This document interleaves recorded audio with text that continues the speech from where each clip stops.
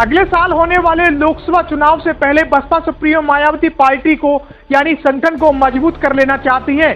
गठबंधन में शामिल होने के लिए मायावती ने अभी तक पत्ते नहीं खोले। सपा मुखिया अखिलेश यादव विपक्षी खेमे की बैठक में शामिल होने पहुंचे थे और बीजेपी के खिलाफ औपचारिक रूप से गठबंधन का ऐलान नहीं हुआ।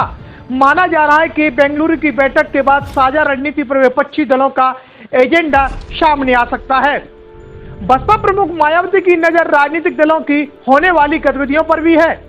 उत्तर प्रदेश से सबसे ज्यादा 80 सांसद चुनकर लोकसभा पहुंचते हैं। बीजेपी उत्तर प्रदेश में एक भी लोकसभा सीटें खोना नहीं चाहती और उसने 80 सीटें जीतकर नरेंद्र मोदी की झोली में डालने का लक्ष्य रखा है। लोगों के मन में सवाल पैदा हो रहे हैं कि आखिर में उत्तर प्रदेश का मूड क्या है। आज अगर लोकसभा चुनाव हुए तो उत्तर प्रदेश में सपा, कांग्रेस, बीजेपी और बसपा को कितनी सीटें मिल सकती हैं।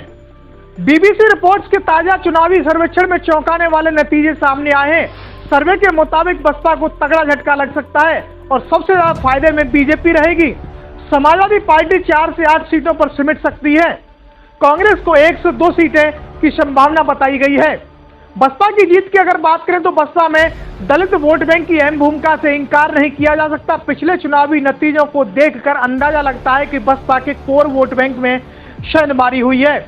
कहने का मतलब है कि बसपा का दलित वोट बैंक मायावती से छिटका है और आज की तारीख में लोकसभा चुनाव पर मायावती को करारी हार का सामना करना पड़ सकता है। बीबीसी रिपोर्ट्स के मुताबिक ताजा चुनावी सर्वे में बसपा को एक सीटें दी गई हैं। अन्य के खाते में 3 से 4 सीटें जाती हुई दिख रही हैं। सबसे ज्यादा फायदे में बीजेपी है और बीजेपी के खाते में 68 से 72 सीटें मिलने का अनुमान अभी से लगाया गया है। सपा को मात्र 4 से 8 सीटों पर संतोष करना पड़ सकता है और इसी बीच सबसे अहम बात यह है कि बीएसपी अध्यक्ष मायावती का जनता के बीच न आना और यूपी के हर जिले में पार्टी की कमान यानी कमीशन खोर और दलालों के हाथों सौंपे जाने से पार्टी की बदहाल स्थिति होती जा रही है। पार्टी के नेताओं को मिशन से लगाव नहीं बल्कि समाज को गुमराह करके लूटने वालों की होड़ मची हुई है और इसी बीच में सबसे गंभीर सवाल तब उठता है कि यूपी में 4 बार मुख्यमंत्री रही बहन कुमारी मायावती की पार्टी बसपा की खस्ता हालत होने के बावजूद में भी न पार्टी मुखिया मायावती एक्टिव मोड में है और न ही उनके पदाधिकारी।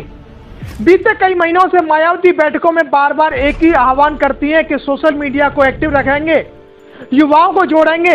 यह सब दिखावा बनकर रह गया है, परंतु सोशल मीडिया की तो छोड़िए, पार्टी के नेताओं वही घिसे पिटे शब्दों को बार बार जनता के बीच कहकर समाज को गुमराह करने का काम आज भी कर रहे हैं और यही हाल रहा तो आने वाले दौर में बसपा का वर्चस्व खत्म तो होगा ही, परंतु सत्ता में बसपा कभी नहीं आएगी और मिशन के तौर पर केवल बसपा जिंदा ही रहेगी। यह कहा इसलिए जा रहा है कि बसपा के नेता जिले से लेकर राष्ट्रीय लेवल तक मिशन को दरकिनार कर अपनी मोटी कमाई में लगे हुए हैं। चाहे वह जिले के पदाधिकारी हो या मंडल के कोऑर्डिनेटर। बहुजन समाज पार्टी की बार बार बैठकों का दौर किया गया, परंतु बसपा अध्यक्ष मायावती ने कभी भी उन नेताओं को बुलाकर कभी नहीं पूछा जो लोग गलत गतिविधियों में पाए गए कि आखिर महापुरुषों का मिशन यही है। बहन मायावती जी पार्टी के कार्यकर्ताओं से पूछती नहीं है, केवल बाहर का रास्ता दिखाती हैं। धीरे धीरे सभी को रास्ता दिखाती रहेंगी तो आखिर में जो पार्टी के गलत संलिप्त कार्यकर्ता जो पाए जाते हैं उनको सुधारेगा कौन। और इसी बीच से पार्टी कार्यकर्ता भी अब अपनी मोटी कमाई में लगे हुए हैं। यही वजह मानी जाती है कि चंद्रशेखर आजाद अब धरातल पर बहुजन समाज के बीच में पहुंचते हैं। जगह जगह नुक्कड़ सभाएं मंच लगाकर के जनसभाएं संबोधित कर रहे हैं। यूपी ही नहीं भारत के कोने कोने में चंद्रशेखर आजाद बहुजन समाज की अत्याचार उत्पीड़न की घटनाओं को लेकर के वह मजबूत आवाज माने जा रहे हैं। लोगों के बीच में सुख दुख में चंद्रशेखर आजाद पहुंचते हैं, इसीलिए जनता का रुख भी अब बसपा को छोड़ करके असपा की ओर में मुड़ने लगा है। इस खबर को देखने के बाद क्या है आपकी राय, नीचे दिए गए कमेंट बॉक्स में दीजिए अपनी राय। ऐसी तमाम बड़ी खबरों को देखने के लिए जुड़े रहिए हमारे साथ। खबर अच्छी लगे तो लाइक कीजिए और शेयर कीजिए और हाँ, चैनल को सब्सक्राइब कर घंटे वाले बटन को दबाना ना भूलिए। फिर आते हैं आपके बीच कुछ खास खबरों के साथ।